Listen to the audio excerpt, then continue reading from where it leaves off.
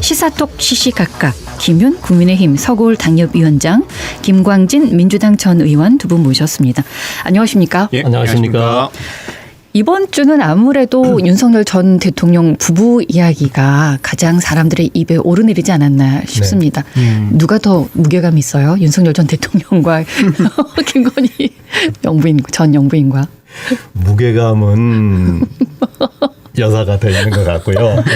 그런데 네. 지금 이슈는 윤 대통령이 더 크게 이슈가 됐죠. 지금 큰 사건이 어제 벌어졌지 않습니까? 어제 체포영장이 이제 두 번째 발부가 됐는데 결국은 강하게 저항을 해서 다시 또 집행을 못했습니다. 근데 여기에 대한 윤석열 전 대통령 측과 법 집행하는 쪽에서 얘기가 서로 달라서요. 어떻게 보십니까? 예. 그러니까 말 그대로 무게감이 느껴지는 상황인데요. 그 물리적으로 지금 못 들고 있는 거지 않습니까? 의자에 앉아서 버티고 있다라고 하고 있는 건데 그 좀 헷갈려 하시는데 체포영장이 두 번 돼서 처음에는 소위 빤스의 이슈, 그다음에 이제 의자에 앉아서 뭐 안 나가게 사지를 들었는데 안 됐다, 이 두 가지 이슈인데 같은 곳에서 체포영장이 나온 것은 아니고 다른 특검 지금 두 군데서 나온 거거든요. 그러니까 하나 첫 번째 나왔던 것은 내란 특검에서 나왔고 두 번째 체포영장과 관련해서는 그 김건희 특검과 관련해서 이제 나온 사건인데 아마 이제 세 번째 특검도 또 이제 있는 거지 않습니까? 그래서 최혜병 특검 때에도 비슷한 상황이 초래되지 않을까라고 하는 생각이 좀 들긴 합니다. 상식적으로는 왜 저렇게 버틸까? 이미 교도소에 있는데 가서 조사를 받으면 되지라고 하는 건데, 물론 뭐 이후에도 좀 더 얘기가 나오겠습니다만 일단 첫 번째는 수의를 입은 모습은 공개하지 않겠다라고 하는 그 입장은 강하게 견지하고 계신 것 같습니다. 그러니까 재판장에는 출석하겠다라고 하는 얘기는 하시지 않습니까? 그러니까 양복을 입고 정상적으로 나가는 것은 가능하다. 근데 수의를 입은 상태에서 죄인처럼 나가고 싶지는 않다라고 하는 입장을 일단 계속 펴시는 것 같고요. 근데 뭐 효과는 그렇게 높아 보이지는 않는 것 같습니다. 그게 버티기의 가장 주된 원인이라고 보시는 겁니까? 일단 그 버티기는 그 명예 때문에 그런 것이 가장 큰 것 같고요. 그리고 이제 이게 잘못된 것에 대해서 짜져 있는 각본에 따라서 수사하고 있는 것이다라고 하는 건데, 좀 역으로 질문을 반대로 생각을 했을 때 안 나올 거 뻔한데 왜 저렇게까지 막 물리력을 동원해서 하나라고 하는 질문을 하시는 분들도 계시잖아요. 그리고 이미 다 조사가 이루어졌고 내용도 파악됐는데 굳이 저 사람 입으로 안 들어도 될 텐데 특검이 과한 거 아니냐, 이제 이렇게 주장하시는 분들 계신데, 특검 쪽에서의 생각은 이제 이런 것 같습니다. 물론 수사를 종결하는 것에는 문제는, 법리적으로 문제는 없고, 또 재판장에 가서도 사실 일반 재판에서 범죄인이 저렇게 수사에 동참하지 않으면 판사가 훨씬 더 억한 심정으로 보기 때문에 결과도 좋지는 않을 겁니다. 그럼에도 불구하고 이분이 이제 검찰총장까지 했고 법리라고 하는 것에 대해서 이제 되게 많이 잘 아는 분이지 않습니까? 법꾸라지 우리가 흔히 말하는. 근데 지난번 지경 판사 사건 때도 그랬습니다만 여러 가지 법리를 비틀어서 아주 작은 미스 하나를 가지고 그때도 풀려났었어요. 비슷하게 본인은 아무런 진술을 하지 않았고 진술조차 없는 상태로 이 재판장까지 온 것이다. 그러니 그동안 있었던 것에 대해서 인정할 수 없다라고 하는 법리를 재판장에 가서 펴시려고 지금 법적으로는 그 준비를 하고 계신 것 같습니다. 윤석열 대통령 입장에서는 저는 100번 이해가 돼요. 옳지 않은 걸 전제로 하는 겁니다. 그러나 윤석열이 왜 저럴까? 그건 이해가 되는 게 실익이 전혀 없어요. 지금 상황에서는. 어차피 이제 제가 입장 바꿔 생각하더라도 판은 짜여져 있는 거고 거기에 꿰맞춰 있는 건데 본인이 그러니까 어떤 진술도 안 하겠다는 거 아닙니까? 그래서 실익이 없는 거고요. 그다음에 이제 얘기하신 대로 보여지는 모습을 이렇게 본인이 굉장히 부끄러울 수밖에 없잖아요. 그렇게도 하고 또 하나 일부러는 아닐 수 있지만은 정치적으로 의도하는 게 동정표를 계속 얻을 수가 있잖아요. 그리고 실제로 지금 국민의힘 선거에도 여전히 지금 강하게 영향을 미치고 있는 거거든요. 전환계시나 이런 부분들에 관한 일정한 정치적 계산도 있다. 이렇게 이게 봐야 될 것 같습니다. 그럼 특검에서는 무조건 데려와야 됐을까요? 의제가 좀 부족하다고 봐야 되는 걸까요? 그 부분에 대해서는 제가 이렇게 특검에 대해서 문제 제기를 안 할 수밖에 없는 게 3대 특검 중에서 특히 제가 볼 때는 문제가 되는 게 김건희 특검팀이라고 보여집니다. 어떤 점일까요? 실력이 없어요. 그러니까 지금까지 이렇게 보면은 물론 이제 아직 다 그 공표하지 않은 사실이 있을 테니까 증거 관련해 가지고 하지만은 지금까지 김건희 여사의 16가지 항목에 대해서 조사한 것이 새로 밝혀진 게 지금 거의 없어요. 거의 지금 도이치모터스 같은 거 뻔히 있던 거 그냥 그 물려받아서 하는 거고 그다음에 명태균 특검 같은 경우도 좀 새로운 뭐 증거자료 나온 게 하나도 없거든요. 그냥 반복하는 거지. 그리고 저기도 못 찾았잖아요. 이거 목걸이 관련해 가지고 신발도 그렇고. 그러니까 지금 이렇게 실력은 없는 상태에서 제가 볼 때는 의혹은 굉장히 강한 거예요. 상대적으로. 그러니까 저는 이제 그 무리한 그런 어떤 것을 이렇게 하게 된 거다. 라고 저는 판단할 수밖에 없습니다. 근데 이제 그건 뭐 조금 달리 볼 수 있을 것 같은데요. 그 내란 특검 같은 경우는 이미 헌법재판소에서 긴 시간 동안 공개적 재판이 있었고 사실관계 증명도 온 국민이 TV로 다 중계를 받기 때문에 뭐 더 이상의 논쟁이 필요한 정도의 상황은 아닐 것 같습니다. 그러니까 국무회의 안에서의 절차 정도만 재확인하면 끝나는 것이고. 김건희 특검은 사실은 그래도 꽤 많은 부분이 이제 나오고 있죠. 아직 초기 단계의 특검의 초기 단계이긴 합니다만 목걸이 이슈도 새롭게 이제 등장하게 된 것이고, 김건희 여사가 출두한 것도 사실 얼마 전이지 않습니까? 그래서 처음으로 진술을 한 것인데, 역으로 보면 윤석열 전 대통령이 끝까지 저렇게 저항하는 것 중에 하나는 내란 특검은 본인은 더 진술하고 말고 또 없을 겁니다. 근데 네. 지금 김건희 특검이나 혹은 뭐 최혜병 특검 크게 그중에서도 김건희 특검 같은 경우는 본인의 진술 여부에 따라서 배우자가 직접적으로 연관되는 상황들이 초래되는 것이기 때문에 저렇게 몸으로라도 버틸 수밖에 없는 그런 상황을 계속 유지하는 것 같습니다. 그렇습니다. 결국은 또 김건희 씨 때문에 그렇게 버티기 전략에 들어가는 경우도 또 있을 수 있겠군요. 더 절실한 거죠, 제가.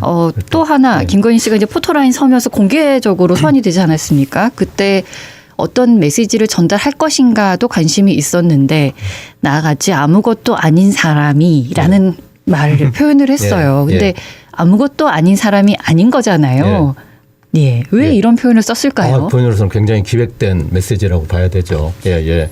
어떤 그러니까 느낌일까요? 그 뭐냐면은 내가 몸은 비록 그 영부인이었지만은 내가 주가 조작 관련해서도 나는 공범이 아니고 피해자고 명태균 같은 경우에도 본인은 진작에 잘라내려고 했던데 이 사람이 찐득이 같이 달라붙어 가지고 오히려 자기가 당한 거고 간신히 잘라냈다 지금 이런 거고 나머지 뭐 그 건진이라는 사람 통해서 통일교에서 뇌물 주고 뭐 이렇게 통일교 어떤 이득을 챙기려고 했던 부분들에 대해서 본인이 지금 전면 부인하고 있지 않습니까? 그래서 일단은 본인은 할 테면 해봐라. 그 입장을 명확히 하고 이제 법정에서 자기가 한번 시시비비를 가려보겠다. 이런 이제 제가 볼 때는 확실한 계획 하에 그런 메시지를 했다고 보여집니다. 짧은 메시지였지만 꽤 생각해서 준비한 말이군요. 제가 볼 때는 법률 조언을 많이 받은 언어라고 보여지고요. 위원장님 말씀이 이제 다 동의되고 추가적으로 한 가지 더 하자면 사실 이 16가지 죄목에서 가장 모든 것에 16가지의 공통으로 들어가는 것이 어찌 보면 직권남용인 겁니다. 물론 이제 김건희 여사는 공직을 직접 수행한 사람이 아니기 때문에 직접 직권은 존재하지 않습니다. 그러나 지금 여러 가지 정황상으로 봤을 때 공동정부를 운영한 정도의 느낌으로서의 직권을 행사한 것 아니냐라고 하는 것이 모든 국민의 의구심이고 특검까지 만들어진 이유지 않습니까? 지금 그래서 V1, V2의 상황이 아니라 V1, V0였다. 이제 이런 이야기까지 나오고 뭐 그 김소연 변호사가 뭐 발언한 뭐 이런 내용으로 보면 처음부터 윤석열 대통령과 5대5의 지분을 나누기로 하기로 했다. 뭐 이런 얘기까지도 막 하고 있는 건데 그런 측면 안에서 자기는 어떠한 직권도 가지고 있는 사람이 아니었기 때문에 16가지 제목에 걸쳐 있는 직권남용으로 내가 국토부에 뭐 도로를 어떻게 하라고 했다거나 주가 조작에 어떤 걸 했다거나 아니면 공천에 당에 개입을 했다거나 라고 할 수 있는 권한 자체를 존재하지 아니한 사람이다라고 하는 것을 공개적으로 표출하고 싶은 거죠. 그제였죠? 그제 출석을 했군요. 벌써 오전 10시 23분부터 오후 5시 46분까지 조사를 받았었는데 이제 말을 안 하지는 않았어요. 뭔가 얘기를 하긴 했는데 대부분 해명 이었었어요. 부인하는 거죠. 그렇죠. 예. 이제 거기에 이제 뭐가 말이 안 되는지를 몇 가지 말씀을 드려보면 도이치모터스 주가 조작 사건에 계좌를 빌려줬을 뿐 주가 조작 사실을 알지 못했다라고 했고 이걸 믿을 수 있는 사람은 거의 없겠죠. 그리고 공청 개입 사건에도 명태균 씨가 일방적으로 여론조사 자료를 보냈을 뿐 공천에 개입한 적이 없다. 이렇게 이제 발언을 했고요. 나토 정상회의에서 찾던 목걸이는 모조품이었고 건진 법사에게 금품을 받은 적이 없다. 이렇게 주장을 했고 하나도 책임지겠다. 내가 네. 한 거다라는 얘기가 없었어요. 예. 그래서 아까 말씀드린 대로 특검이 그러니까 왜 그런 식의 조금 이렇게 과잉 행동을 할까 하는 부분들이 예. 일단은 제가 이제 어떤 추측일 수밖에 없습니다만은 확실한 어떤 이제 팩트를 가지고 정확한 법리에서 이걸 입증해 나가야 되는데 예. 그 부분이 제가 볼 때는 뭔가 조금 이렇게 아직까지 불안정한 그런 어떤 상태에 처해 있어서 하는 게 아닌가 저는 그렇게 추정하는 거죠. 이틀 전에 이제 예. 조사를 받았고 어제 바로 구속영장을 청구를 했는데 될 것 같습니까? 뭐 구속영장은 12일 날 절차에 따라서 나오지 않을까 싶고요. 예. 예. 12일이 국무회의를 통해서 조국 정경심이 사면이 예정될 수 있는 날인데 예. 그날 김건희 여사는 구속이 된다라고 하는 것도 역사의 한 측면이다 이렇게 보여집니다. 물론 이제 예. 이런 설도 있습니다. 그래도 제가 이제 제가 법률 전문가는 아니기 때문에 이제 변호사한테 한번 어찌 될 것 같냐 저도 궁금하니까 예. 물어봤더니 순전히 법리만으로 따졌을 때는 무조건 구속된다고 보기가 객관적으로 어렵다 이렇게 해요. 아시다시피 구속이 되려면 세 가지 요건이 딱 맞아야 되잖아요.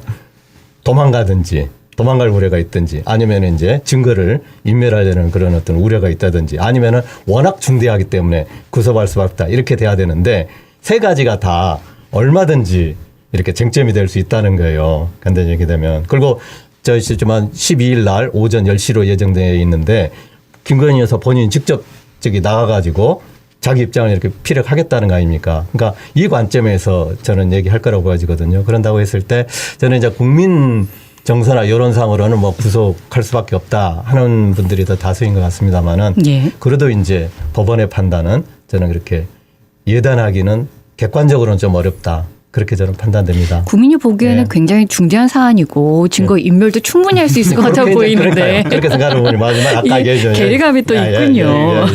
알겠습니다. 그러니까 옳다라는 게 아니고 이제 제가 네. 반론이라고 받아도 그런 입장도 있을 수 있다. 또 계엄 네. 초기 시절에 예. 도피설도 워낙 많이 이제 나왔던 상황이기 때문에 여러 가지 것들을 다 법리적으로 고려하면 구속될 여지가 훨씬 더 높다고 보여집니다. 예. 어제 고려대 법학전문대학원 박경신 교수의 페이스북 발언을 보면요. 윤석열 옥중 재체포에 반대하며 라는 제목으로 의견을 공개를 했습니다. 피의자의 묵비권 행사가 절대적인 권리라고 강조하면서 압수수색이나 참고인 조사 외에 강제 이송이 이뤄질 경우 헌법상 권리를 침해하는 것으로 해석할 수 있다. 이렇게 보는 견해에 대해서는 어떻게 생각하세요? 근데 이제 일반적으로 구치소나 아니면 교도소에 수감되어 있는 사람을 검찰이 조사를 하기 위해서 부르거나 하는 경우랑 다르게 네. 지금 같은 경우는 법원에 영장을 받아서 체포영장이 다시 나온 거지 않습니까? 그렇기 네. 때문에 그 교수님 말씀하시는 부분은 좀 차이점은 있다고 생각합니다. 일반적인 경우는 뭐 안 나가겠다고 버티는 경우들도 왕왕 있다고 하고요. 예. 다만 그냥 법정에서만 다툼을 하겠다라고 한 얘기는 소위 잡범들이 그렇게 이제 많이들 얘기를 한다고 합니다. 근데 예. 그렇게 했을 때 판사가 과연 그걸 좋게 보느냐. 실제로는 법리적으로는 도움되지 않는 일이긴 하나 예. 그렇게 하는 사람이 있다고 하는데 체포영장을 거부하고 버티는 경우는 없는 거죠. 하여튼 저기 예. 뭐 당연한 얘기지만은 그래도 윤 대통령이 대한민국의 대통령이었는데 그런 모습을 보여서 되겠습니까? 이건 뭐라고 변명의 여지가 일단은 없는데 그건 그거고 예. 제가 볼 때 어제 김건희 특검 팀에서 그 원격으로 지금 문홍주 특검본가 거기서 이제 원격으로 지휘를 했다는 거 아니에요. 제가 이제 교도소 생활을 했으니까 저는 모습이 어떤 장면이었을까가 나름대로 선명히 그려져요. 그러니까 이제 교도소도 다녀오셨습니까? 아이고 제가 그 민주화운동 제가 얘기 아닙니까? 그래서 예. 저는 그 0.7평방에 있었습니다. 예. 지금 윤 대통령보다 훨씬 더 좁은.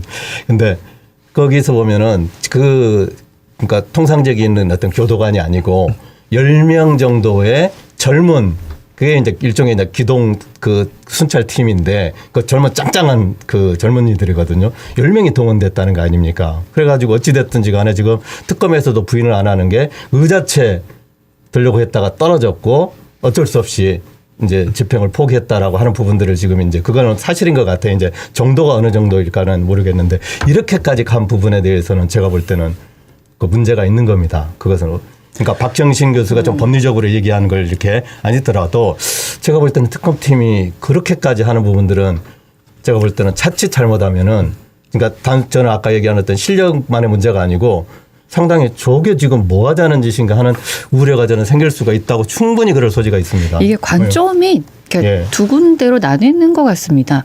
오죽 버티면 그랬을까라는 것하고 너무 좀 과하게 체포를 하려고 했다라는 것하고 근데 이렇게 거부를 하면 체포할 수 있는 방법이 지금으로서는 없는 거죠. 그래서 이제 민영배 어려운 겁니다. 그래서 예. 민영배 예. 의원이 예. 법안을 하나 발의를 하셨더라고요. 거부할 수 없도록. 워낙에 법에 맹점들이 많아서 예. 참 그렇습니다. 지금 우리나라 형법, 사법, 형사사법 체계의 한계 개선 방향을 보여주는 지금 사례가 될 것 같기는 한데 고위공직자에 대한 수사의 절차, 명확한 가이드라인 이런 누가 마련을 해야 되죠? 국회에서 마련을 해야 되겠죠?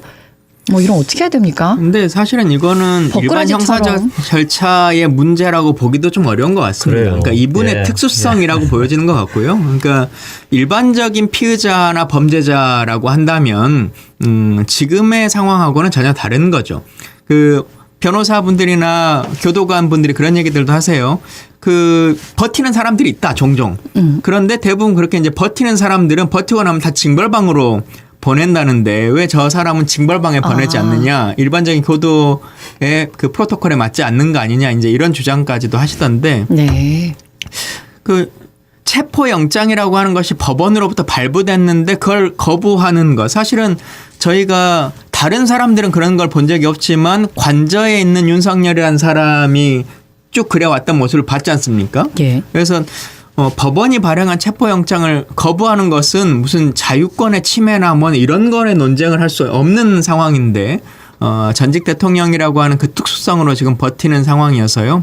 우리 법 체계의 잘못이라 볼 수 없고 또 하나 아쉬운 것은 교도관분들이 물리력을 행사해서 하는 것이 잘못이다라고 하는 측면으로 막 이렇게 얘기하시는 분도 계신데 그분들도 공무원이고 정상적인 공권력을 행사하는 분들이거든요.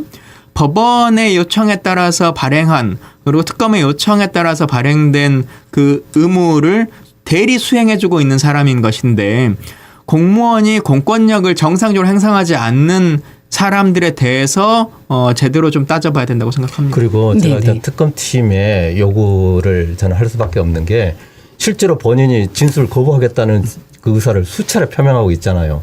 그러니까 실익이 없어요. 체포해서 데려가더라도. 그러니까 이제 지켜보는 입장에서는 어떻게 판단할 수 없다면 왜냐하면 실질적인 더 나올 것도 없는데 무슨 그 모욕을 주려고 하는 건가 하는 부분들이 설득력이 있는 거거든요. 어느 정도는. 그래서 저는 지금 상태에서도 충분히 그 기소 요건이 충분하고 저는 신속하게 기소해서 법정에 올리는 게 맞을 거라고 생각을 해요. 재판을 받아보셨다고 하니까 말씀드리지만 난 진술 안 할게라고 하는 얘기와 정식 조사에서 진술 거부를 하는 것은 다른 문제입니다. 그러니까 필요하다면 예를 들면 요구한다고 하는 것이 그럼 난 검찰로 출두하지 않겠다.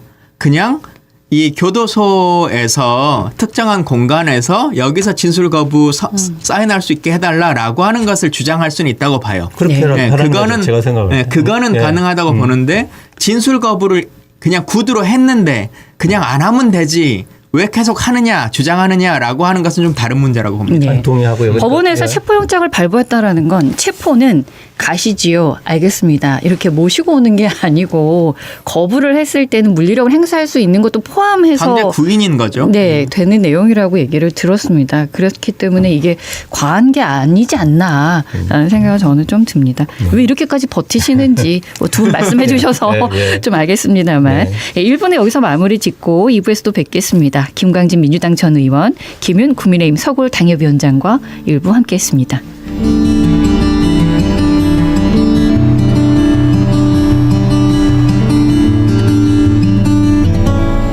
시사톡 라이브.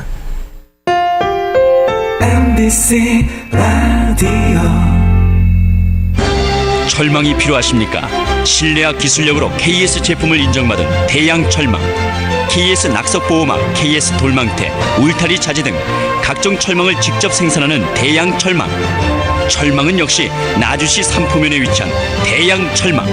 나주 337-4747. 잘 배운 청소 하나, 열 직장 안 부럽다.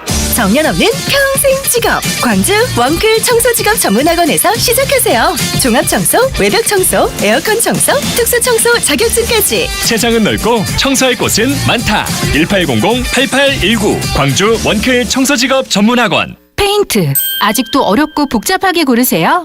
대한민국 모든 페인트가 한 곳에. 페인트 마트. 컴퓨터 조습기와 색상 측정기로 어떤 컬러든 3분이면 오케이. 분체, 건축, 공업, 특수 페인트는 광산구 우산동 무진대로 옆. 현대 P&R 페인트 마트. 945-5777. 도움의 손길을 내미는 마음이 오늘의 유관순이 됩니다. 편견 없는 세상을 꿈꾸는 뜻이 오늘의 김구가 되고, 소외된 이웃을 위한 헌신이 오늘의 안중근이 됩니다. 다른 시대 같은 마음, 마음은 이어집니다. 공익광고협의회. 희망을 잇다. 히트 캠페인. 이 길은 처음인데 너랑 함께 걸으니까 더 좋아. 시간은 어디로 가는 걸까요? 오늘의 마음을 내일의 나도 기억할 수 있을까요? 말하지 못한 마음, 잊고 싶지 않은 순간들, 편지에 담아 전해보세요. 미래의 나에게. 넌 여전히 강아지를 좋아할까? 넌 댄서가 되고 싶은 꿈을 이루었을까? 지금 내가 좋아하는 걸 나중에 나도 잊지 않았으면 좋겠어. 시간 우체국에서 오늘의 마음을 보내보세요. 시간이 지나도 마음은 도착합니다. 희망을 잇다 히트 캠페인은 광주광역시 남구청과 함께합니다.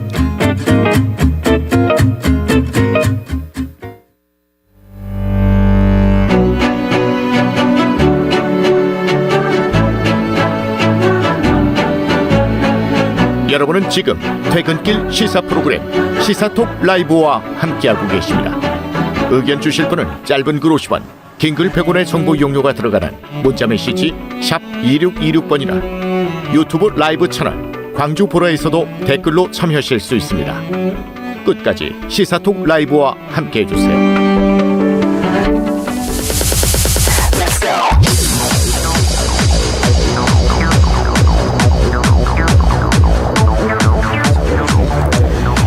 시사토 라이브 함께하고 계신 지금 이 시각이 6시 33분 지나고 있습니다. 계속해서 김윤 국민의힘 서울 당협위원장, 김광진 민주당 전 의원과 이야기 나누겠습니다. 국회 이야기로 넘어가 보겠습니다. 주식 차명 거래 의혹으로 이춘석 의원이 더불어민주당을 탈당을 했지요.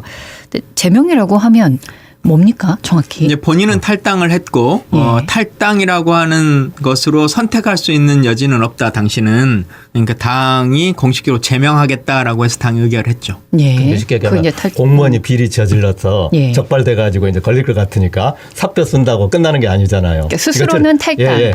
그리고 당에서는 이제 안 되는 제명을 거죠. 시키는 공식적으로 거고. 정리를 해야 될 정도의 상황인 거죠. 왜냐하면 이게 단순히 이춘석 그 의원의 개인 비리로 이미 끝날 문제가 아닐 정도로 완전히 그 현장에서 적발돼 가지고 커진 거기 때문에 차명으로 주식 거래를 했던 것이 카메라에 포착이 돼가지고 그대로 포착돼 버린 거죠. 예, 이게 문제가 되고 있습니다. 그러니까 아시지만은 그게 뭐냐면 우리나라 지금 금융실명법에서 차명으로 리얼타임 그러니까 완전히 범죄 현장이 그대로 그냥 다 찍혀버린 겁니다. 이제 이건 뭐 쉽게 얘기해서 빼도 박도 못하고 완전히 걸린 거기 때문에. 카메라에 비쳤던 휴대전화가 그동안 한두 개가 아닌데 왜 의원들은 그걸 생각을 못 하시죠?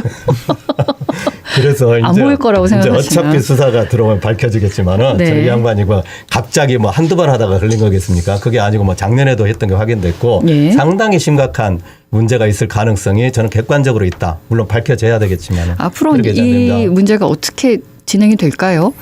의원직을 유지하기는 어렵다고 봅니다. 그러니까 제명의 절차로 갈 텐데 제명 전에 본인이 의원직을 사직하느냐 아니면 국회 의결로 제명이 되느냐라고 하는 것만 남아 있는 상태라고 보여지고요. 역대로 보면 김영삼 대통령이 유일하게 국회에서 이제 제명된 적이 있는데 최근에 그 송원석 그 우리 원내대표가 이분들도 좀 봐주세요라고 사면 복권해주세요라고 요청했던 명단 중에 한 분도 비슷한 사례입니다. 제명 의결하려고 하는 그 날에 본인 의원직을 사직해가지고 제명되지는 않고 의원직을 내려놓은 경우가 있었는데요. 물론 이제 사실임을 정확하게 밝혀져야 된다는 걸 전제되겠습니다만 이건 내용적으로 자기 핸드폰 남의 그 아이디로 접속해가지고 들어간다는 것은 좀 상식적이지 않기 때문에 그냥 사실이라는 걸 거의 전대할 수밖에 없는 것 같고요. 의원직을 유지하기는 어렵다고 봅니다. 여기서 끝날 문제일까요? 이분이 그 국정기획위원회에서 이쪽 분야를 담당하는 주무위원장을 맡고 계신 분이지 않습니까? 그래서 본인이 어떤 정책 결정과 관련한 이익을 얻었다라고 하는 것으로 말할 수밖에 없는 것이기 때문에 어떤 분들은 그래요. 막 몇백 주를 산 것도 아니고 5주 막 거래를 했다라고 하는데 그게 5주냐 한 주냐인 것은 중요한 이슈는 아닌 것 같고 그날 카메라에 찍힌 게 5주인 거지 총 어떤 상황인지는 알 수가 없기 때문에 그리고 계좌 자체도 지금 1억이 넘는 계좌를 갖고 있는 걸로 되어 있고 금융실명제법 위반뿐만 아니라 그 국회의원이나 재산 신고를 하는 사람은 국내 주식은 해외 주식은 상관이 없는데요. 국내 주식은 3천만 원 이상은 갖지 못하게 되어 있습니다. 3천만 원 이내는 가능한데 넘으면 백지신탁을 하거나 매각을 하도록 법에 명시되어 있고 3천만 원 이내라 할지라도 본인의 상임위와 이해관계가 겹치거나 하게 되는 경우에는 한 주도 보유할 수 없도록 되어 있거든요. 그래서 여러 법률을 위반한 거죠. 그렇군요. 정청래 민주당 대표께서 이춘석 전 법제사법위원장을 제명 조치를 했는데 판단이 빨랐다 이런 평가도 있어서 민주당의 불똥이 튀지는 않을까요? 지금 그러니까 불똥이 튀지 않으려고 신속한 조치를 취한 건데 그렇더라도 그게 눈가 그리고 아웅하는 거지 어떻게 표가 없겠습니까? 제가 생각할 때 지금 이재명 대통령 취임한 이제 2달 조금 더 됐잖아요. 제가 생각할 때는 최대 악재가 지금 이 이춘석 게이트라고 볼 수밖에 없습니다. 그럼 아시다시피 그 이재명 대통령의 이제 목표가 크게 2가지잖아요. 본인은 국민을 통합하고 무엇보다도 민생을 중요히 하겠다. 그래가지고 내건 목표가 부동산으로 돈 벌지 말고 주식시장을 활성화해가지고 국민들을 부자되게 만들겠다. 그래서 코스피 지수를 5천까지 끌어올리겠다는 거 아닙니까? 그럼 이재명 대통령의 이 기조에 대해서 완전히 지금 찬물을 끼얹는 그 대형 악재가 지금 터진 거거든요. 그래서 이것은 제가 볼 때는 이재명 대통령이나 정청래 대표 같은 경우는 이건 단호할 수밖에 없는 거고 특검까지 이제 우리는 이제 바로 하자고 요구를 했습니다. 왜냐하면 이런 일이 이준석 혼자만의 문제일까? 이춘석. 그리고 얘기하신 대로 지금 국정기획위원회가 아직 끝나지 않았습니다만은 거기 경제이번과에 직접적으로 이해충돌 소지가 있는 AI 관련된 부분을 가지고 투자했고 오늘 보니까 그게 지금 60몇 %까지 주가가 상승한 걸로 나왔거든요. 그러니까 이건 뭐 빼도 박도 못하는 그런 상황이 있는 거고 그래서 전수조사하자 그래서 특검까지 요구했는데 일단은 뭐 이걸 더불어민주당 측에서 받아들일지 없을지 모르겠습니다. 적어도 이준석 의원 본인 관련해 가지고는 아마 의원직 상실은 불가피할 거고 저는 형사처벌도 저는 뭐 당연한 수순이 될 수밖에 없을 거라고 판단됩니다. 이재명 대통령께서도 휴가 중에 진상을 파악하고 엄정 수사하라라고 지시를 하셨었고요. 이걸 이제 가볍게 보지 않는다는 뜻이죠. 말씀드린 본인으로서 얼마나 지금 심각한 지금 악재인데요. 그런데 이제 차명으로 발생한 일이기 때문에 그러니까 본인이 이해관계에 있는 정보를 얻어서 이익을 얻었냐 아니냐라고 하는 것은 뭐 그게 절차 방식이 특검이든 일반 뭐 조사든 뭐든 가능할 건데 아니면 자진 신고해라 이런 것까지도 다 될 텐데 차명으로 한 지금 상황이지 않습니까? 그러니까 이것은 일반 검찰 조사가 됐든 혹은 특검으로 지금 300명의 의원들을 다 어떻게 조사를 한다고 하든 해결할 수 있는 문제는 아닌 것 같아요. 그 이름을 빌려주는 이제 보좌관 있잖아요. 보좌관도 제명이 된 상황인데 그것도 문제가 되는 거겠죠. 보좌관도 그렇죠. 금융실험법 위반이 됩니다. 둘이 동시에 범죄 행위가 된 거죠. 그런데 이제 이거는 나보다 높은 사람이 이름을 빌려달라라고 요구했을 때 거절하기는 또 쉽지 않은 위치에 있긴 하지만 그래도 범죄인 거죠. 근데 그 보좌관이 전북 그 민주당에서 나름 그 당직자로 활동하고 어쨌든 이제 이춘석 그 현 의원이죠. 현 의원이 이제 의원이 아닐 때 국회 저기 사무총장 역할을 했더라고요. 사무총장실에서 근무했었죠. 예, 가했더니 이제 그러니까 전북에서 그런 인연이 계속 이어져 가지고 지금까지 온 건데 그래서 이게 그러니까 갑질의 요소도 있고 또 둘이 공모해서 한 이런 것들이 밝혀져야 되겠지만은 공모도 있을 수 그럴 소지가 알 수 없는 거죠. 그러나 지금 하는 걸로 봐가지고는 저는 이제 수사를 통해서 밝혀질 수밖에 없는 상황이다 그렇게 보여집니다. 그럼 이 사안은 이제 본질은 어떻게 보면 되겠습니까? 하나는 금융실명제법 위반? 네. 그리고 하나가 또 뭐냐면 또 그게 자본시장법인가 아마 그럴 겁니다. 그러니까 왜냐하면 본인이 아까 그 국정기획위원회 제2분과장 하면서 이해충돌되는 그래서 어떤 그 미공개 정보를 가지고 이렇게 선행적으로 그걸 이렇게 이득을 선취한 그런 것일 수 있고 또 하나가 저것도 걸리잖아요, 의원님. 저기 뭐야. 본인이 그 국회의원 되고 나서 공직자윤리법에 신고해야 되는데 아예 안 해버렸잖아요. 걸리고요. 이것도 다 걸리잖아요. 사실은 지금 이제 선거가 끝나고 거의 1년 가까이가 돼가니까 그런데 이게 선거가 되자마자 뭐 한 3개월 만에 밝혀졌다. 그런다고 하면 후보자로서 재산 신고가 1억 가까이가 차이가 나는 거거든요. 자기 재산과 관련해서. 이건 당선 무효 나오는 거죠. 그렇죠. 그렇습니다. 그렇군요. 이제 추미애 의원이 국회 법제사법위원장으로 내정이 됐습니다. 전에도 법사위원장이 이력이 있습니다만 다시 또 내정된 이유는 뭘까요? 박지원 의원께서는 이런 결단을 정청래 당대표니까 한다라고 말씀을 하셨거든요. 맞습니까? 그런데 잘했다라고 말씀을 또 하셨고. 사실은 이제 그 상임위원장의 선정은 원내대표가 했다고 보는 게 맞을 것 같고요. 당대표보다는 김병기 원내대표의 권한이니까. 근데 김병기 대표의 어떤 결단보다 추미애 대표가 지금 사실 다음번 하반기 국회의장에 가장 유력한 현재 상태에 있고 당내에서 보면 입지가 추미애 의원이. 예, 추미애 의원이. 그리고 아니면 경기지사 후보로서 세게 물망에 올라와 있는 상태입니다. 당내로 보면. 그런 상태에서 그런 것들을 좀 지금 내려놓을 수밖에 없는 거거든요. 법사위원장을 현재 맡는다고 하는 것은. 게다가 이제 얼마 전까지도 이제 법무부 장관을 했던 사람이지 않습니까? 자기가 소관했던 부서의 장관을 하다가 다시 그걸 피감하는 위원장이 되는 건데 일반적으로는 잘 받지 않습니다. 근데 그 모든 것들을 다 떨쳐 내려놓고 지금 시기에 검찰개혁이라고 하는 것에 내가 한번 나서 봐야겠다라고 하는 결단을 한 것은 추미애 대표의 성정인 거죠. 그렇지 않아도 문재인 대통령 시절에 많이 아쉬웠다라는 걸 표현했었었는데 뭔가를 좀 해보고 싶다라는 의지가 담겨 있을 수 있겠군요. 정치적 내피셜을 제가 좀 말씀드리자면 추미애 대표가 여전히 대권 꿈이 강하다. 저는 딱 그렇게 판단했어요. 그러니까 이례적인 건 아니지만은 6선 최다선 의원이거든요. 그래서 이제 국회의장으로 갈 그 소지가 있는 건데 그걸 오히려 포기하고 강하게 제가 검찰 개혁을 본인이 계속해서 그게 한스럽다고 얘기했거든요.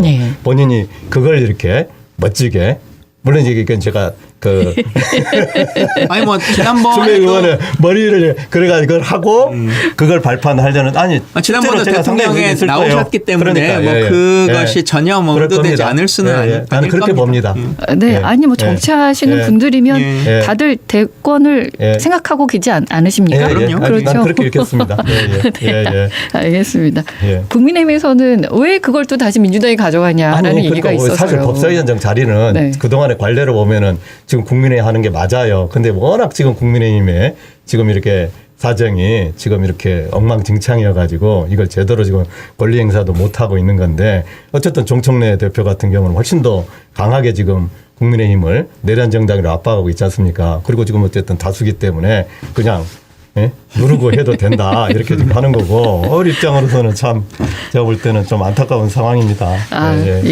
그래서 이제 국민의힘이 뭔가 좀 벗어나서 힘이 있는 야당으로 가야 되지 않겠습니까? 그 최소한도의 이제 절차가 이제 8월 22일 날 전당대회에 어쨌든 그래도 정통성 있는 당 대표가 뽑히면은 지금보다는 이제 조금 제너지 정비돼가지고 나아질 텐데. 하여튼 그것도 걱정입니다. 전당대회가 22일에 있기 때문에 오늘 또 뭐 갔다 오지 않으셨습니까? 제가 이제 이 방송도 있고 해서 이제 못 갔는데 대구 경북 합동연설회가 오늘부터 시작했어요. 좀 전에 끝났습니다. 반응은 어땠습니까? 대구 경북 쪽이어서 뭐 좋았습니까? 그러니까 좋다라고 하는 입장에 따라 다른데요. 지금 아시다시피 투표 지금 결과가 이제 나왔습니까? 아니요. 우리는 저기 한꺼번에 투표합니다. 한꺼번에? 그러니까 22일 날 전당대회 전날 그러니까 20일, 21일 요 이틀 이제 투표한 걸로 이렇게 하는데 지금 아시다시피 그 지난 대선 때 경선 구도하고 같은 구도가 됐어요.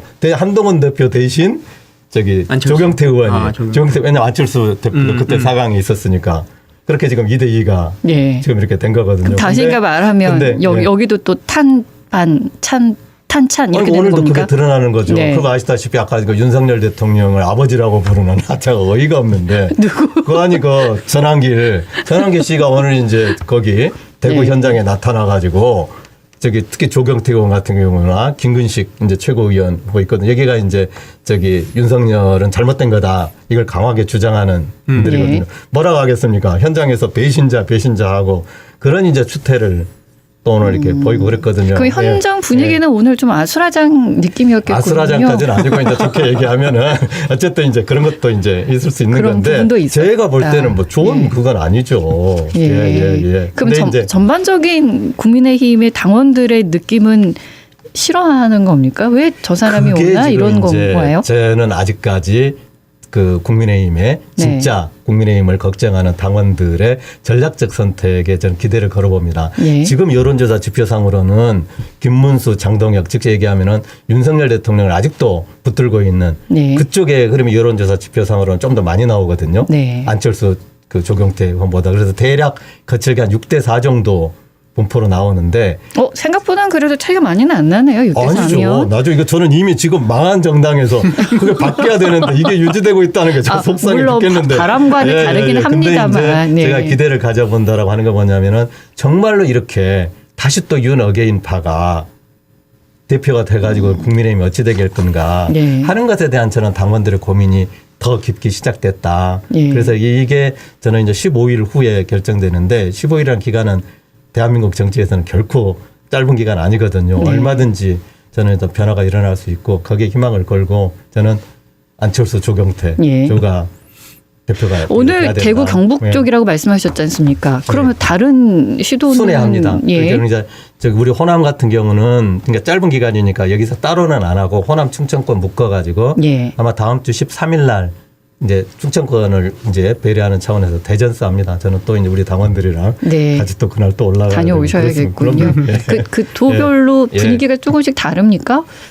크게 다르지는 않을 것 같아요. 전반적인 그런 어떤 정서가. 알겠습니다. 그럼 각 후보들은 어떤 정책으로 난 어떻게 이끌어가겠다라는 뭐 공약, 약속 이런 게 있습니까? 그러니까 이제 상대적으로 김문수, 장동혁 후보 같은 경우는 이제 겉으로 표방하는 건 단합이에요. 내부 총질하지 말고 이재명과 싸우자 맞는 얘기죠. 근데 이제 여전히 지금도 이재명 대통령 나빠요만 외치고 있다고 해서 이미 저게 반헌법 행위를 통해서 국민적인 심판을 정확하게 어떤 민주공화국 심판을 받은 윤석열 전 대통령을 옹호하고 감싸가지고 이게 말이 되겠습니까? 이건 보수도 아니고.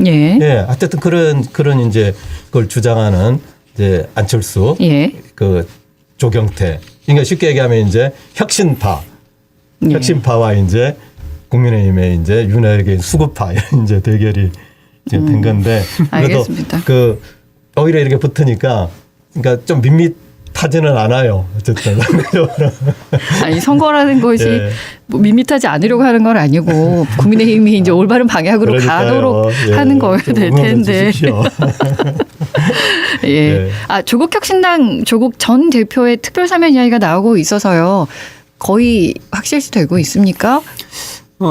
이제 어쨌든 법무부의 사면심사위원회에 안건으로 올라와 있다고 했기 때문에 국무회 의결을 거치면 이제 절차상은 통과가 되는 것 같고요. 사면심의회에 올라갔는데 국무회에서 제외되는 경우는 제가 잘못 본 것 같습니다. 그래서 사면심의회에서 통과된 걸로 아까 내가 봤거든요. 그러니까 그대로 올라가니까 사면심의회 안건이 국무회에서 부결될 일은 없기 때문에 갈 것 같은데 사실은 그 전에 보면 문재인 대통령이 요청을 했다라고 하는 이제 기사가 났지 않습니까? 근데 그 기사가 언론에 풀이 나온 것이 평산에서 얘기를 흘린 게 아니거든요. 우상호 정무수석이 기자단에게 이제 얘기를 한 것이었어요.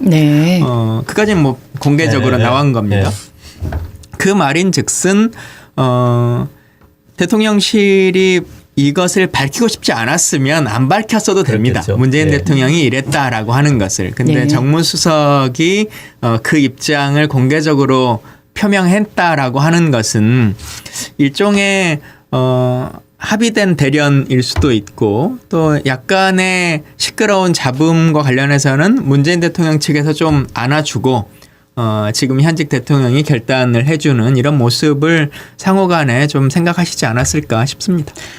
여론에 대해서는 어떻게 파악하고 계십니까? 물론 이제 조국 대표에 대한 여러 입장들은 있습니다. 어쨌든 대법원까지 거쳐서 유죄로 판명된 범죄가 있기 때문에 네. 죄가 있는 건 사실이지 않느냐라고 주장하시는 분들이 있고 그건 진짜 말 그대로 먼지털이식으로 털어서 될 때까지 하는 수사로 잡아 연 거기 때문에 이거는 검찰권 남용의 상징으로 봐야 하는 것이다라고 하는 이제 그 측면들이 있죠.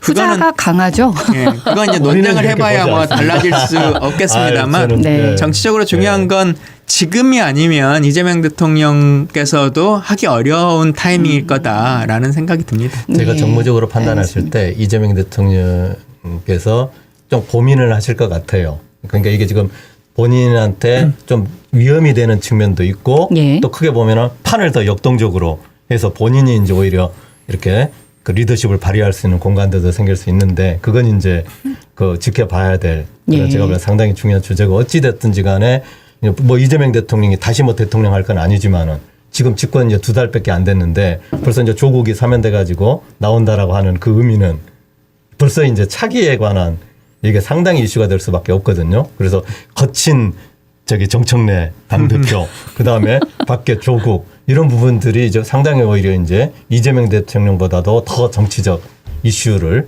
이렇게 만들어갈 가능성이 객관적으로 높은 거죠. 이건 제가 어떤 상당히 지켜봐야 될 대목입니다. 혹시 국민의힘에서 그걸 바라고 계시는 건 아닌지. 아니요. 다른 게 아니고 아까 말씀드린 대로 이재명 네. 대통령이 나름대로 상당히 노련한 저는 현실 정치가로 이렇게 보거든요. 마키아벨리스트거든요. 그래서 이런 부분들까지를 본인이 충분히 컨트롤해 나갈 수 있다 이렇게 보는 거고 정치는 알 수 없는 겁니다. 마지막으로 예. 남아있는 것 중에 하나는 아직 확인이 안 된 것이어서 그러니까 사면은 해주는데 복권을 바로 해줄 거냐는 좀 뭐 결정할 수 있습니다. 아직까지 네. 남아있는 상태여서 그러니까 감옥에 있는 것은 빼주지만 그건 이제 사면에 해당하는 거고. 정치를 바로 재개할 수 있게끔 하는 것은 조금 텀을 둘 수 있는 여지는 아직까지 국무회의 12일까지 남아있긴 한데 네. 그럼에도 불구하고 할 때 한꺼번에 하지 않으면 진짜 다음번에는 더 기회가 서로 없어질 수 있기 때문에 같이 가지 않을까 싶습니다. 여기까지는 네. 정치적 판단이고 그래도 제가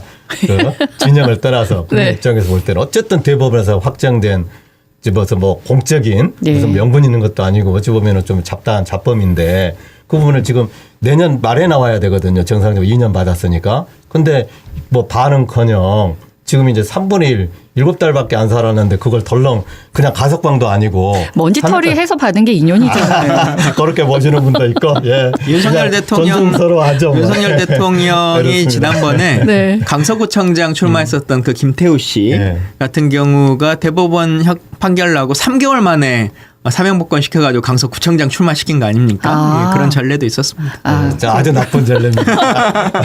그래가지고 망했지 않습니까? 이제 만약에 이제 이재명 대통령께서 결단을 내려서 사면이 되고 복권이 되면 조국 전 대표의 정치적인 영향력이라고 할까 아니면 나아갈 길 어느 정도일까요? 일단은 12석의 의석을 가지고 있지 않습니까? 예.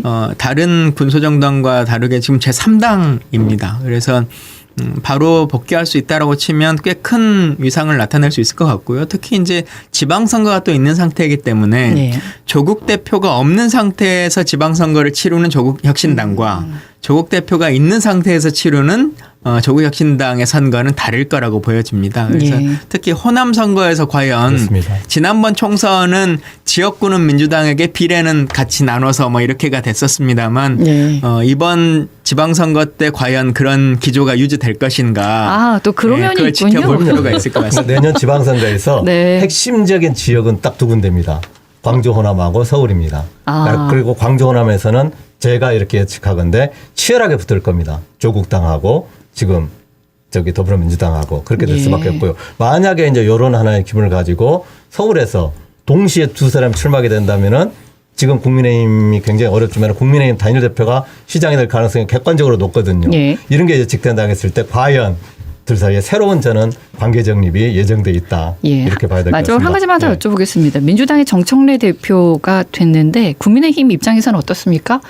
그게 저는 아주 좀 좋지 않습니다. 왜냐하면 근데 예측은 6대4로 두 분 다 정확히 맞추셨거든요. 정청래 대표가 강하게 막 내란 프레임을 거니까 저희 혁신을 해야 되는데 이쪽에서도 적대적 공생관계가 돼가지고 저런 정청래 같은 막무가내한테 우리도 또 세게 붙어야 된다. 이게 지금 그러니까 윤어게인파가 계속 이렇게 존속할 수 있는 그 빌미를 주는 거예요. 그래서 그런 면이 저로서는 제일 안타깝습니다. 어떻게 좋아하겠습니까? 혁신을 혁신을 지금 상당히 좀 가로막는 요인이 됐습니다. 알겠습니다. 오늘 두 분 고맙습니다. 네, 감사합니다. 김용 국민의힘 서울당협위원장, 김광진 민주당 전 의원과 함께했습니다.